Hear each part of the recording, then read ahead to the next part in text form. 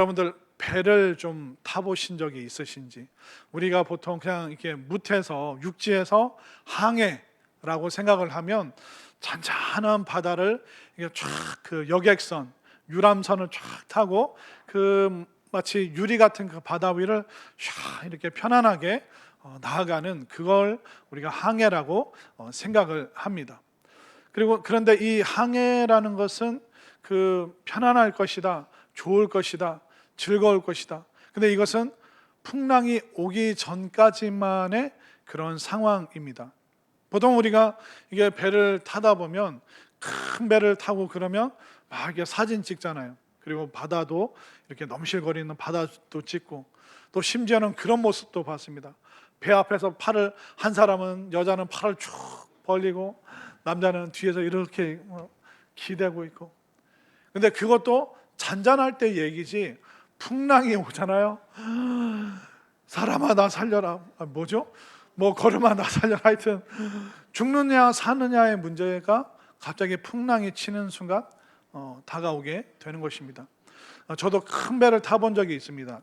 그 대학교 3학년 때, 신학교 3학년 때, 그때 중국 선교를 가는데 좀 교통비를 아끼자 해서 갈 때는 배로 가고 올 때는 이제 비행기 타고 오기로 했습니다. 그 인천항에서 그 중국 청도까지 약 12시간 정도 배를 타고 왔는데, 밤에 출발해서 이제 낮에 그 낮 시간에 오후에 도착하는 그런 배였던 것 같습니다. 그래서 처음에 다들 막 그 이제 중국이라는 그 미지의 세계를 가니까 막 너무 설레는 거예요. 근데 큰 배를 타 보니까 이 그네는 잔잔해요. 그 배가 우리가 상상한 대로 쭉 갑니다. 그런데 깊은 바다 공해상으로 가잖아요. 배가 어떻게 되는지 아세요? 이렇게 옆으로 막 이렇게, 그러니까 식당에 앉았는데 몸이 이렇게 움직이는 거예요. 한 서너 시간 가니까 배가 출렁거리는데, 그때부터 환란의 시간이 시작된 겁니다. 사진 찍는 거 다 내려놓고, 뭐 어떤 사람들은 막 숙소 바닥에 누워 있고, 누구는 막 하면서 화장실로 막 달려가고, 정말 그 뭐 아비규환의 그 상황이 펼쳐지더라고요. 이 항해라는 것은 그렇게 쉬운 일이 아닙니다. 늘 잔잔한 바다만 있는 것이 아니라 풍랑이 입니다. 근데 풍랑을 넘어서는 태풍, 폭풍이 부는 순간은 거의 죽음과도 같은 죽느냐 사느냐의 기로에 서게 될 때가 있습니다. 한번 사진 한번 보여주실까요? 첫 번째 사진 보면 우리가 생각하는 항해는 이겁니다. 마치 장판처럼 쫙 펼쳐진 잔잔한 곳을 우리가 유람선을 타고 간다고 생각하는데, 자, 풍랑주의보가 떨어진 두 번째 사진 볼까요? 네, 지금 해경에서 그 풍랑주의보가 떨어졌는데 그 이렇게 막 어업 일을 하던 그 배를 지금 구조하러 가면서 그 해경이 찍은 사진입니다. 좀 위험해 보이죠? 세 번째는 태풍, 폭풍입니다. 자, 이게 실감이 좀 안 나실 텐데, 그 배를 타시는 분들이 하는 얘기가 뭐냐면, 풍랑이 일면 이 파도가 무려 30m 높이까지 파도가 생긴다고 하더라고요. 여러분들 키가 몇 미터인데 30m라고 해도 놀라지도 않으세요? 여러분들 정말 강심장이신데, 폭풍이 불면 이 파도가 30m나 올라갑니다. 이게 얼마나 좋아요, 분위기가 지금. 이게 주거니 받거니 좋잖아요. 여러분들 이 파도가 30m 높이라는 것은 뭐냐면 약 10층 높이의 아파트 정도의 그 파도가 확 생겼다가, 그러니까 배가 그거 따라서 쫙 올라갔다가 파도가 내려가면 그냥 30m 높이에서 곤두박질 치는 겁니다. 이게 죽느냐 사느냐의 문제인데, 여러분들 실감을 못 하셔서 영상이 혹시 준비됐으면 PPT 영상으로 한번 보여주시겠습니다. 지금 아마 제가 전함에서 찍은 걸 내가 저거 타고 있다고 생각해 보십시오. 막 배가 막 밑으로 곤두박질 치죠. 제가 겨우 저거 구한 거 영상을 지금 이 뒤에 장면이 없습니다. 어떻게 되는지. 그러니까 전함도 막 곤두박질 쳤다가 막 올라갔다가. 그렇기 때문에 이 항해라는 것은 결코 만만하거나 쉬운 일이 아닙니다. 이렇게 험난한 항해를 하는 사람들에게 진짜 필요한 게 뭘까요?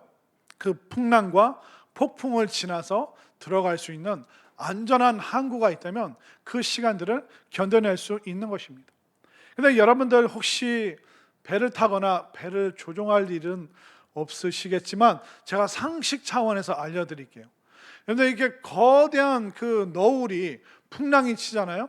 그러면 그 파도를 보고 겁나서 여러분들 배를 옆으로 돌려버리시면 안 됩니다. 배를 옆으로 돌리는 순간 어떻게 될까요? 그 파도가 옆면을 팍 치기 때문에 아까 그 어선처럼 그 바닷물에 잠기게 됩니다. 그러니까 물이 확 들어오면서 이 배가 침몰해 버리는 거예요. 그렇기 때문에 그럴 일은 없겠지만 여러분들이 배를 조종하다가 폭풍을 만나면 어떻게 될까요? 정면 돌파.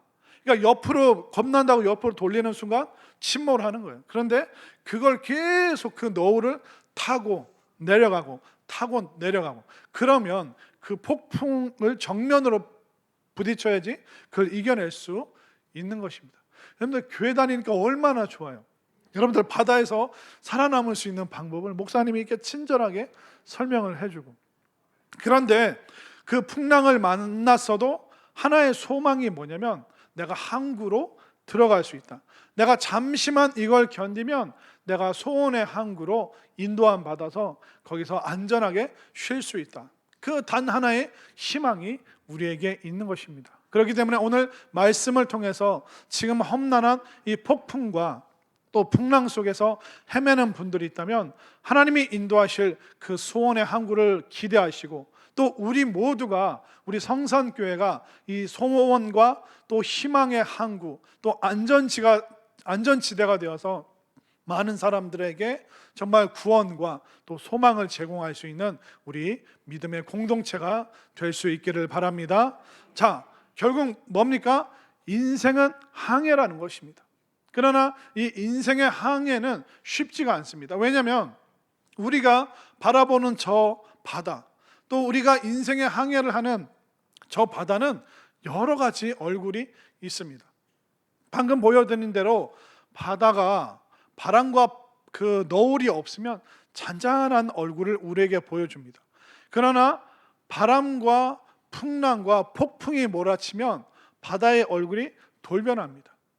우리 인생 살면서 이렇게 돌발 상황, 내가 예기치 못했던, 상상치 못했던 그런 일들이 얼마나 자주 일어납니까?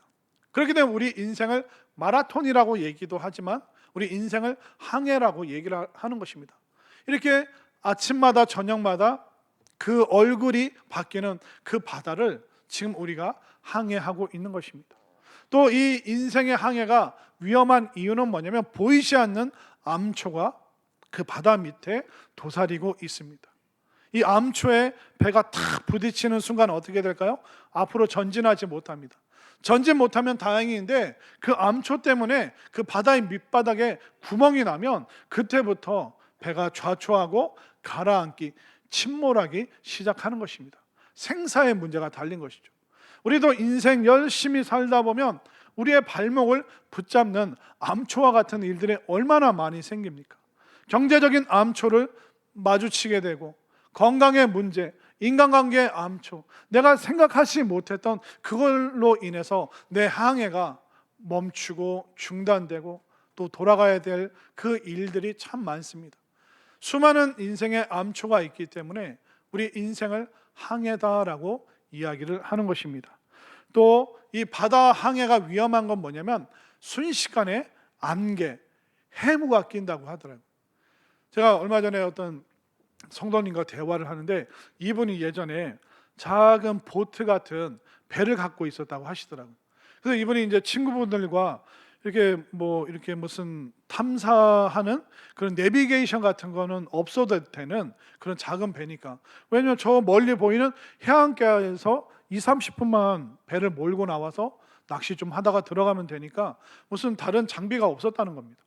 그런데 이게 친구들과 낚시를 하는데 갑자기 순식간에 해무가 확 끼니까 한 치 앞도 안 보이더라는 겁니다.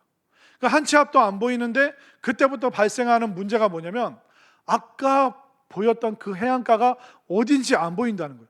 그러니까 어디가 동서남북인지 분간이 안 되는 겁니다. 그리고 더 위험한 건 뭐냐면 우리가 하고 그 바다에 떠 있는데 큰 배가 우리를 못 보고 팍 칠까 봐 그 두려움은 이루 말할 수 없었다고 하더라고요. 그럼 어떻게 살아나셨습니까? 그러니까 그때 지나가는 배가 있었는데 막 손 들고 소리 질러서 우리가 내비게이션 같은 게 없습니다. 그러면 나 따라오라고. 그래서 그 배 따라서 천천히 입항을 하셨다고 하더라고요. 우리 인생도 한 치 앞도 보이지 않는, 내가 대학 졸업하고 어떻게 해야 되는가, 군대 제대하고 나는 뭐 해야 되는가, 정말 이 직장이 지금 문을 닫았는데 하나님 내가 어디로 가야 됩니까?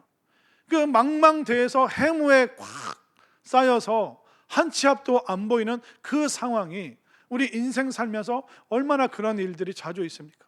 하나님, 우리 애 어떻게 해야 됩니까? 우리 아들, 우리 딸 어떻게 인생 살아야 됩니까? 앞이 안 보이기 때문에 깜깜한 그런 일들이 얼마나 많습니까? 그렇기 때문에 우리 인생을 항해라고 얘기를 합니다.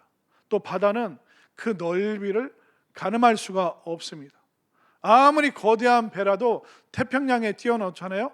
일엽편주, 그냥 하나의 낙엽 정도밖에 안 되는 것입니다. 그렇기 때문에 우리가 지금 너무나도 넓은 인생을 살기 때문에 나는 지금 잘 가고 있는가? 나는 이 망망대해에서 혹시 길을 잃어버린 것은 아닌가? 이 바다가 너무나도 넓기 때문에 인생은 생각하면 생각할수록 가도 끝이 없는 그 넓이라고 느껴지기 때문에 우리는 막연하게, 또 때로는 허무하게 그 항해를 진행할 때도 있는 것입니다.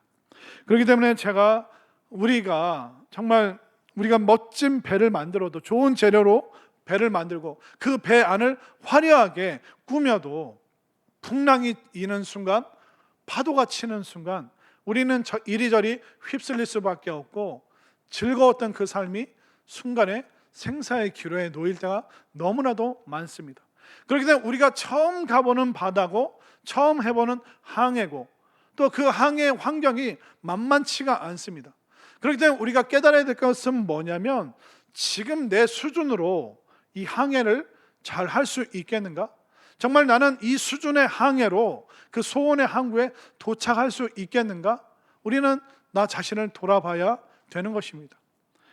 우리가 인생을 항해라고 한다면 그 인생의 그 바다를 자기 수준만큼 살아가는 것입니다. 그러니까 우리가 어떤 수준을 갖고 있는가 한번 예를 들어서 설명을 해볼까요? 어떤 가정에 시어머니랑 며느리가 있었습니다. 이 며느리는 신실한 믿음이 있어서 온 가족의 구원을 위해서 날마다 눈물로 기도하는 며느리였습니다. 근데 이 시어머니는 이 며느리가 뭐가 그렇게 못마땅한지 맨날 혼내고 야단치고, 잘한 게 있는데 칭찬은 안 하고 혼내기만 하니까 이 며느리가 슬프고 속상하고 힘들면 방에 들어가서 막 찬송을 부르는 거예요. 그 눈물 흘리고 견디면서 찬송을 부르는 거예요. 이 며느리가 주로 불렀던 찬송이 너 시험을 당해 범죄치 말고 너 시험을 이겨 새 힘을 얻고, 그 찬송아 너 시험을 당해 범죄치 말고, 계속 그 찬송을 부르면서 그 모진 시집살이를 견뎌냈습니다. 어느 날 목사님이 그 가정에 신방을 가서 그 시어머니 되시는 어르신께, 어르신, 며느리도 이렇게 신앙생활 열심히 하고 또 어머니의 구원을 위해서 이렇게 기도하는데 이제 시어머니가 이제 교회 좀 나오셨으면 좋겠다.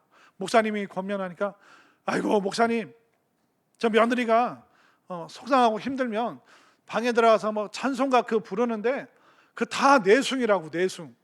내가 며느리 찬송가 부를 때 내가 그 가사를 다 적었다고. 목사님 한번 들어보시라고. 너 시험일을 당해 범죄치 말고 너 용기를 다해 시험일을 물리쳐라. 주 예수를 믿어 시험일을 늘 승리하라. 저 며느리 소원은 시험이 그 이겨먹는 거라고, 적어보라고 막. 여러분들 웃으시는데 이 며느리의 믿음의 수준, 이 시어머니의 이 미움의 수준, 그러니까 우리가 인생의 항해를 할 때 다 수준이 있다는 것입니다. 근데 우리가 믿음의 수준이냐 아니면 미움의 수준이냐, 그러니까 암초를 만날 때, 해무가 꼈을 때 그 망망대해에서 믿음으로 내가 그 항해를 진행할 것인가, 왜 내가 이런 암초를 만나고 왜 앞이 안 보이고 내가 어떻게 살아야 될지 모르고, 도대체 하나님 왜 이러십니까? 이 나라는 도대체 왜 이런 겁니까? 계속 신앙의 대상인 하나님을 미워하고, 가족들 미워하고, 주변 환경과 나라를, 국가를 미워하고, 그런 미움의 수준으로만 우리가 항해를 한다면 과연 그 사람이 소원의 항구에 도달할 수 있을까요? 절대로 그럴 수가 없다는 것입니다. 그렇기 때문에 이왕 우리가 항해를 하고 있습니다. 할 수밖에 없죠.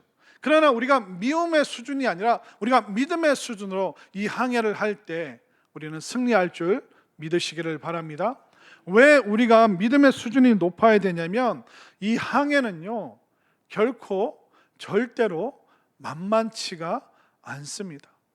근데 바다가 얼마나 위험합니까? 근데 우리가 인생의 바다를 건너갈 때 수많은 고통과 좌절과 또 고뇌와 아픔이 너무나도 많습니다. 그러니까 우리 항해를 위태롭게 하는 일들이 너무나도 많이 생깁니다. 그러니까 오늘 본문에서 우리 인생의 항해를 뭐라고 얘기하는지, 얼마나 위태로운지, 자 23절부터 좀 띄워주시면 보면서 설명을 드릴게요. 23절에 보십시오. 배들을 바다에 띄우며, 작은 물입니까? 큰 물입니까? 큰 물. 우리 시냇가처럼 잔잔한 물이면 그냥 넘어가면 되잖아요. 그러나 거대한 물, 큰 물은 우리가 처음 마주하는 일입니다. 굉장히 위험한 인생의 순간들이 있죠. 그리고 24절 맨 끝에 보면 그의 기이한 일들을, 얕은 바다입니까? 깊은 바다입니까? 깊은 바다. 그 밑바닥이 보이지 않는, 그 바닥이 보이지 않는 그 두려운 순간들을 우리가 헤치면서 나아가야 되는 것입니다. 또 25절 중반에 보면 광풍이 일어나 바다 물결을 일으키는도다. 광풍, 미친 바람이라는 것입니다. 우리를 내버려 두지 않는 그런 상황들이 생겨납니다. 26절을 보십시오. 26절 함께 읽겠습니다. 시작. 그들이 하늘로 솟구쳤다가 깊은 곳으로 내려가나니 그 위험 때문에 그들의 영혼이 녹는도다. 아까 영상을 보셨잖아요. 배가 하늘로 솟구쳤다가 바닥으로 깊은 곳으로 팍 떨어지고 영혼이 녹아버린다고 합니다. 27절. 그들이 이리저리 구르며 취한 자같이 비틀거리니 그들의 모든 지각이 혼돈 속에 빠지는도다. 배에서 멀미가 오잖아요. 누워도 해결이 안 되더라고요. 뭐 아무 방법이, 뭐 대책이 소용이 없습니다. 우리 인생이 이런 수많은 어려움 가운데 놓여 있습니다. 요즘 자연재해 보십시오. 지금 뭐 미국에서는 막 폭설이 내리죠. 또 사막에서는 눈과 홍수가 일어나고 있죠. 또 어디는 지진이 나죠. 일본은 화산이 터지죠. 우리가 인생의 항해 속에서 얼마나 많은 자연재해를 겪고 있습니까? 3년 동안 코로나, 모든 의학 기술과 그 시스템이 다 멈춰버렸습니다. 물약을 못 구해서 이리저리 막 동분서주한 적도 있었습니다. 코로나가 끝났더니 A형 독감, B형 독감, 여러분들 C형 독감도 있는 거 아세요? 저는 O형이라서 O형 독감 걸리나 이제 그런 생각도 해본 적이 있는데, 어떤 분은 독감 걸리니까 미각이랑 후각이 사라지더래요. 한 달 동안 뭘 먹는데 그냥 무슨 음식 재료를 먹긴 하는데 뭐 짠지 단지 뭐 아무 맛도 안 나니까 인생의 행복이 사라진다고 하시더라고요. 우리가 이런 질병 앞에, 자연재해 앞에 놓여 있습니다. 얼마나 우리가 위태로운 상황을 보내고 있습니까? 그러니까 우리의 믿음의 수준이 낮아버리면 그냥 그 자연재해가 우리를, 인생을 송두리째 다 덮어버리는 것입니다. 또 오늘날 전쟁이 남의 이야기인 줄 알았는데 우크라이나에서도 전쟁이 일어나죠. 또 어디는 무슨 테러가 일어나죠. 또 요즘 뉴스 보니까 중동 지역에 무슨 해적대들이 나타나서 무슨 상선을 막 습격한다는 그런 얘기도 듣습니다. 여러분들, 전쟁이 나잖아요. 그럼 그 나라에 더 이상 존재할 수가 없습니다. 다른 나라로 도망가야 됩니다. 다른 나라로 가면 안전이 보장되지가 않죠. 그 순간, 전쟁이 일어나는 순간 모든 행복은 사라집니다. 더 이상 그 사람을 보호해 줄 장치가 없는 것입니다. 가정 안에서 전쟁이 일어나 보십시오. 평안이 다 사라집니다. 형제지간에 물고 뜯고 한번 해보십시오. 그러면 그때부터 불행이 시작되는 것입니다. 얼마나 많은 이런 위험들이 우리들 속에 도사리고 있습니까? 그리고 질병의 문제, 병마의 문제 한번 부닥쳐 보십시오. 멀쩡하던 내가 수술복을 입어야 됩니다. 그 내일 수술대에 올라가야 됩니다. 내 힘으로 내 능력으로 아무것도 할 수 없는 이리저리 환경에 이끌리는 그런 순간이 옵니다. 가족 중에 한 명이 응급실에 가보십시오. 중환자실에 입원해 보십시오. 일상이 다 스톱이 돼버립니다. 누군가는 회사 휴가를 내야 됩니다. 누군가는 애를 돌봐야 됩니다. 누군가는 중환자실로 뛰어가서 또 간호를 해야 됩니다. 누군가가 아픈 순간 응급 상황이 발생하면 모든 가족의 일상이 순간 다 멈춰버리게 되는 것이죠. 이것이 바로 인생 살아가는 우리의 일상이라는 것입니다. 이렇게 자연재해도 있죠. 전쟁도 있죠. 몸이 아프죠. 마음이 아프죠. 그리고 가족들 속에서 애들 가운데 응급한 상황이 일어나죠.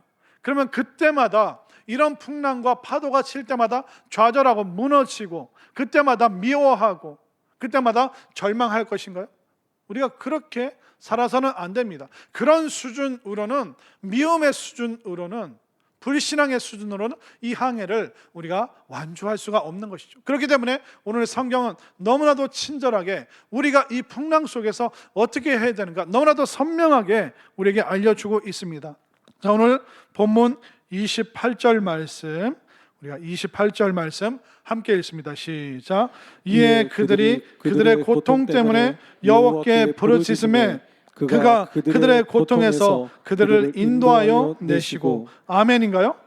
우리가 고통스럽고 어려울 때 유일한 돌파구가 뭡니까? 바로 여호와 하나님 앞에 부르짖어 기도할 때, 바로 기도하는 그 순간 소원의 항구가, 안전지대가 얼마 남지 않았다는 것을 믿으시기를 바랍니다. 인생의 풍랑이 거셀수록요 소원의 항구는 가깝습니다. 때로는 그 풍랑이 우리를 더 육지로 가까이 밀어주고 있는 그 상황입니다. 그때 우리가 하나님의 이름을 부르면서 기도할 때, 우리가 믿고 바라고 소원하고 기도할 때 그 풍랑을 넘어서 하나님께서 우리를 안전한 곳으로 이끌어 주신다는 것을 믿으시기를 바랍니다. 누구의 이름을 불러야 된다고요? 여호와 하나님의 이름을 여러분들이 부르시기를 바랍니다. 하나님의 이름을 불러야 되는데 엉뚱한 이름을 부르면 안 됩니다. 조상 탓하고 남편 탓하고 애들 막 미워하고 엉뚱한 이름을 부르는 사람들이 너무 많은데 성경은 분명히 말하고 있습니다. 여호와 하나님께 부르짖으라. 그가 건지시고 그가 구원하시고 그가 인도하신다. 우리가 여호와 하나님의 이름을 불러야 되는 것입니다. 그런데 우리 주변에 그 위급한 상황에 하나님의 이름을 안 부르는 사람들이 있더라고요.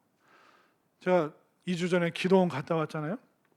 기도원에서 이제 식사하고 커피를 좀 마셔야겠다. 그래서 그 기도원 건너편에 있는 커피숍에 가서 이제 혼자 커피를 마시는데, 근데 이제 그 한 5명이 우르르 들어오시더라고요. 근데 이 5명이 형제 자매 같더라고요. 연령대는 60에서 70 정도 되시는 5명. 그러니까 3명은 여동생이고 2명은 오빠더라고요. 근데 그분들이 제가 이제 커피 마시고 있는데 그 옆에 딱 앉으시면서 한 분이 여기 혼자시면 의자 좀 써도 그러시라고. 그러니까 이게 4명 의자에 제 의자 하나 가져가서 5명이 앉아서 이제 도란도란 얘기를 하는데 제가 바로 옆이니까 다 들립니까? 안 들립니까? 또 제 귀가 소몬즈 귀예요. 뭐 온갖 얘기가 다 들리는데 오남매니까 자기들끼리 얘기하는데 오빠 나는 아빠가 지금도 밉다고. 왜 그러냐 그랬더니 나 중학생 때 아빠가 보증을 서가지고 논이랑 밭이랑 다 그냥 다 사라지고 나 그때 사춘기 때 얼마나 힘들었는지 알아. 그런 얘기 옛날 얘기하고 그렇구나 이게 쭉 듣는데 또 이제 오빠랑 언니들은 안경 안 끼는데 나만 안경 끼고 엄마 아빠도 안경 안 꼈는데 나만 시력이 그런 얘기를 하더라고요. 커피만 그렇구나 하는데 그 다음 세 번째 주제가 저를 아주 그냥 깜짝 놀라게 했습니다. 그 중에 오빠 중에 한 명이 그 여동생에게 물어보는 거예요. 야, 너 하나님의 교회 다니잖아. 근데 하나님의 교회는 왜 하나님을 장길자라고 불러? 그러니까 이 여동생이 당당하게 얘기를 하는 거예요. 오빠, 그것도 몰라? 이스라엘 사람들은 하나님을 여호와라고 불렀지. 미국 사람들은, 영어 쓰는 사람들은 하나님을 가시라고 부른다고. 그 하나님이 한국에 들어와서는 장길자라고 부르는 거야. 제가 커피를 마시다 말고 이러고 쳐다봤어요. 지금 내가 들은 말이 맞나? 제가 너무가 어이없어서 목사로서 내가 싸울까? 그래서 싸우려고 했더니 5명, 독수리 오형제잖아요. 그냥 싸웠다는 내가 질 것 같아요. 그래서 한참을 그 여동생분을 쳐다봤습니다. 여러분들, 하나님의 교회는요 1800년대 때 생겼는데, 그 하나님의 교회 그 안상홍이라는 교주가 1989년도에 부산 쪽에서 죽었습니다. 1989년도에 죽었는데 그 안상홍이라는 교주가 언젠가는 부활할 거를 지금 기다리고 있어요. 그러니까 안상홍이라는 사람이 하나님 아버지고 그 아내인 장길자가 이제 하나님 어머니가 되었기 때문에 이제 한국에서 하나님의 이름을 장길자라고 부르기로 그들끼리 얘기를 한 거예요. 그런데 이 초등학생도 이해되지 않는 그런 하나님에 대한 그 지역의 그 표기를 그렇게 부른다는 게 얼마나 어이가 없습니까? 그러니까 이단들의 논리는 늘 그래요. 이게 이거지, 이게 이거지, 그러니까 이게 이거야. 그러니까 우리는 갸웃하는데 거기 너무 오래 있으면 그게 진짜로 믿어져 버리게 되는 황당한 일이 생기게 되는 것입니다. 우리가 하나님을 신앙하면서도 어렵고 힘들 때 하나님의 이름을 부르지 않고 엉뚱한 이름을 부르고 남 탓하고 미워하고 증오를 끌어올리고 분노를 끌어올리고 하나님께 부르짖으라라고 말씀하고 있는데 우리가 엉뚱한 것을 부르고 엉뚱한 것을 붙잡을 때가 얼마나 많습니까? 그렇기 때문에 위급한 상황, 인생의 풍랑을 만나고 위험 가운데 있는 사람들이 어떻게 해야 되는지 오늘 시편 107편은요 거듭거듭 우리에게 동일한 이야기를 해주고 있습니다. 화면으로 시편 107편 6절, 13절, 19절, 28절 말씀 한번 PPT로 준비했는데, 자 6절부터 28절까지 우리 다 같이 한 목소리를 읽습니다. 시작. 이에 그들이 근심 중에 여호와께 부르짖음에 그들의 고통에서 건지시고, 이에 그들이 그 환난 중에 여호와께 부르짖음에 그들의 고통에서 구원하시되, 이에 그들이 그들의 고통 때문에 여호와께 부르짖음에 그가 그들의 고통에서 그들을 구원하시되, 이에 그들이 그들의 고통 때문에 여호와께 부르짖음에 그가 그들의 고통에서 그들을 인도하여 내시고. 아멘인가요? 오늘 성경 시편 107편은 분명히 말하고 있습니다. 우리가 고통과 환난 가운데 있을 때 하나님이 자동으로 개입하시지 않는다. 대신 너희들이 여호와의 이름을 부르고 고통 중에 여호와께 부르짖을 때 그가 구원하시고 건지시고 인도하신다. 아멘인가요? 성경은 분명하게 이야기를 해주고 있습니다. 여러분들이 인생의 풍랑을 만났을 때 기도하는 것보다 더 탁월한 방법이 있다면 저에게 가져와 보시기 바랍니다. 오늘 자연재해를 어떻게 합니까? 지금 온 세계 경제가 힘든데 직장에서 지금 직장도 문을 닫을 판인데 이걸 해결할 수 있는 방법이 어디에 있습니까? 몸이 아픈데 때로는 의료 서비스도 나에게 완벽한 건강을 줄 수 없는데 어떻게 하겠습니까? 아무리 가족들을 달래고 얼래도 교회를 안 나오는데 어떻게 하겠습니까?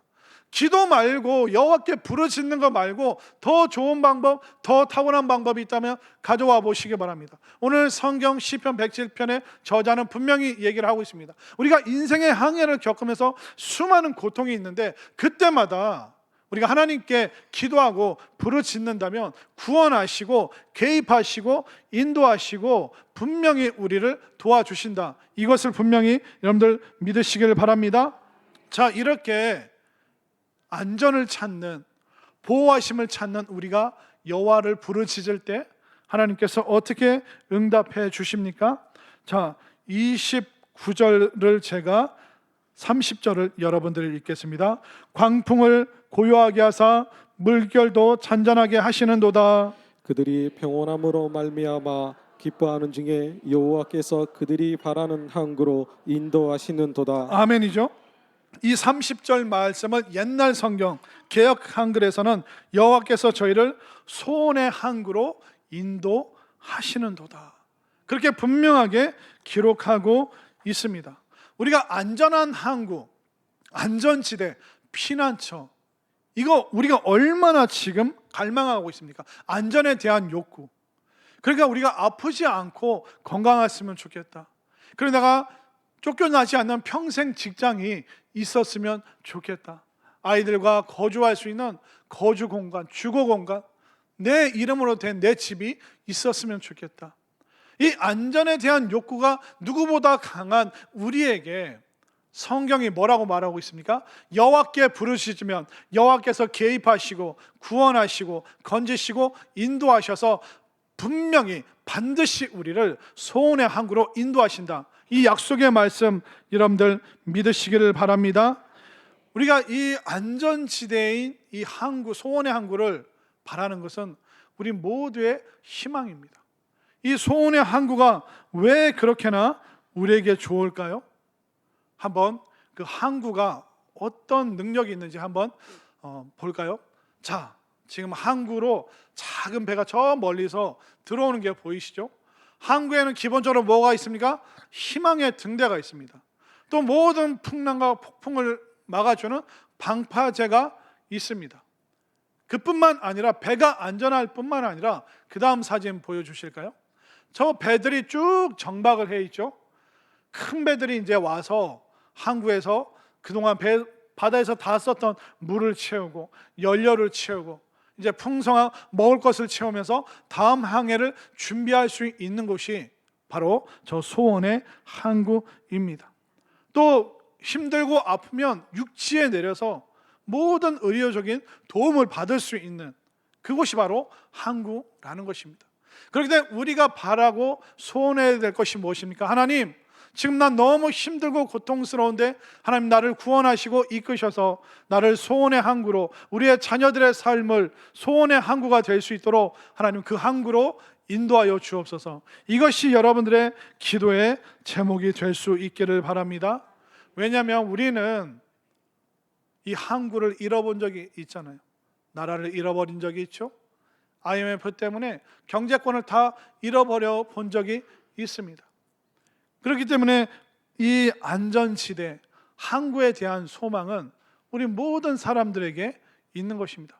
건강을 잃어버려 보신 분들은 건강이 얼마나 소중한가, 또 집안에 다툼이 있었던 사람들은 가정이 화목한 게 얼마나 소중한 것인가, 그걸 우리는 다 알고 있습니다. 사업이 힘들어져 보신 분들은 나라 경제가 든든한 것이 얼마나 소중한 것인가 알고 있습니다. 또 교회 안에 갈등을 겪어본 사람들은 교회가 평안하고 또 은혜로운 것이 얼마나 소중한 것인지 우리는 너무나도 잘 알고 있습니다.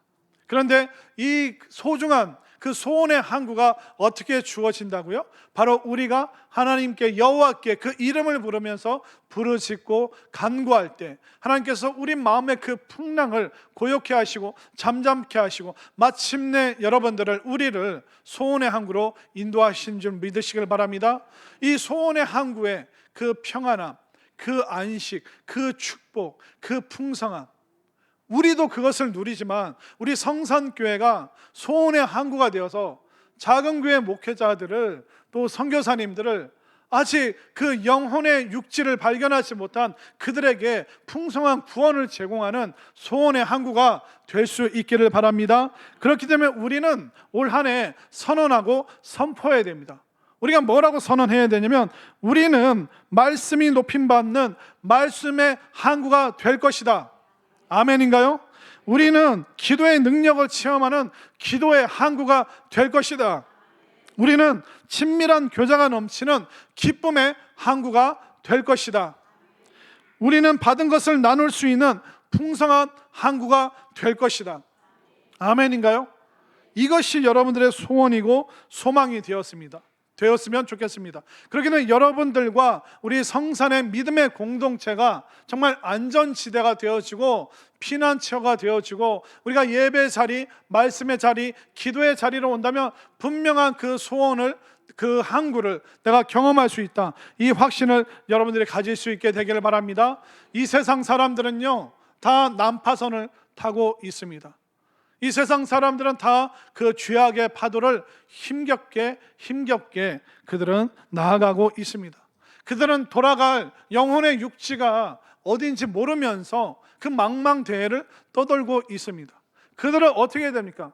이곳에 바로 소원의 항구가 있다. 말씀의 항구, 기도의 항구, 능력과 기쁨의 항구가 바로 예배 자리를 통하여, 교회를 통하여, 특별히 우리 성산교회를 통하여 소원의 항구가 이곳에 있다. 지치고 힘들고 구원받지 못한 영혼들이여, 이곳으로 오라. 여러분들 자신 있게 당당하게 말씀할 수 있게 되기를 바랍니다. 우리가 항해를 할 때 두려운 것은 바다와 바람과 파도가 아닙니다. 진짜 우리가 항해를 할 때 두려운 게 뭐냐면, 예수님이 없고 구원을 모르고 말씀을 들어보지 못하고 기도를 한 번도 배워보지 못한 것, 영혼의 육지를, 안전지대를, 피난처를 찾는 그 방법을 그들이 도무지 모른다는 것이 가장 위험한 일이죠. 그렇기 때문에 우리가 피난처의 역할을 하고 정말 풍성한 소원의 항구가 되어서 안전한 믿음과 풍성한 구원을 세상 사람들과 함께 나눌 수 있는 그 소원의 항구가 되어가는 우리 모두가 될 수 있기를 간절히 소망합니다.